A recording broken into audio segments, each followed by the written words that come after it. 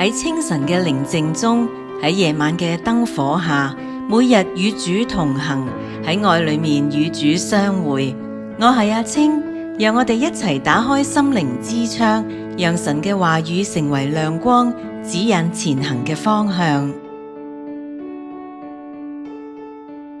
憑信心與知道，因為知道我所信的是誰，也深信他。提摩太後書1章12節。你至少能夠以3個唔同嘅方式嚟知道某一件事。第一，知識同資訊嘅方式，就好似知道2+2=4，或者地球係環繞太陽運行嘅行星。第二，確信或者信念嘅方式，就好似你知道你嘅配偶愛你，或者你坐嘅飛機會安全着陸。第三，科學實證嘅方式，就好似知道為病人做嘅細菌感染化驗結果呈陽性反應。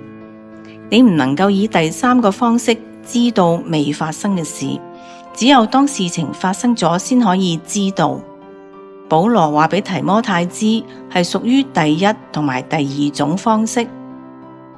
從科學實證嚟講，你唔能夠預知未來，你可以知道主耶穌應許咗佢會再來，第一種方式，而且可以確信佢即將再來，第二種方式。但係你唔能夠以科學實證嘅方式知道佢會再嚟，皆因你唔能夠預知未來。信心係未確之前便要委身，因此憑信心同埋知道兩個詞係對立嘅。當你以第三種方式知道嘅時候，就唔需要用信心啦。但係沒有信心就不能得神的喜悅。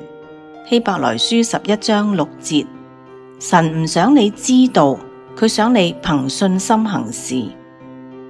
你唔能夠確實地知道耶穌係神嘅兒子，聖經係神嘅話語，同埋有天堂同地獄呢回事。你如果知道呢啲事，就唔需要憑信心行事啦。但係你可以喺某種意義上知道呢啲事，佢嘅方式就係通過研讀聖經，並且知道聖經堅稱呢一啲係真理。另外，你亦可以喺另一種意義知道呢啲事情，佢嘅方式就係透過對呢啲真理存有堅定嘅信念。但係你唔能夠以第三種方式知道呢啲事，因為你咁樣知道之後就唔需要用信心，但係神想你憑信心行事。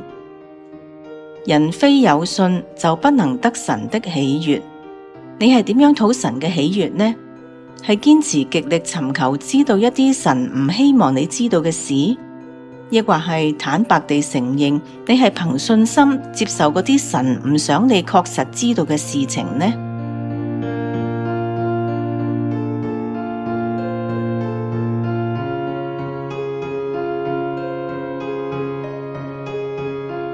反思問題。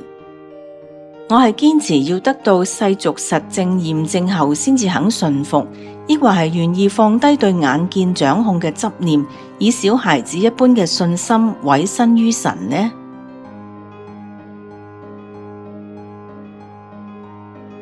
多謝收聽和諧頻道製作，每日與主同行，材料改編幽谷曙光。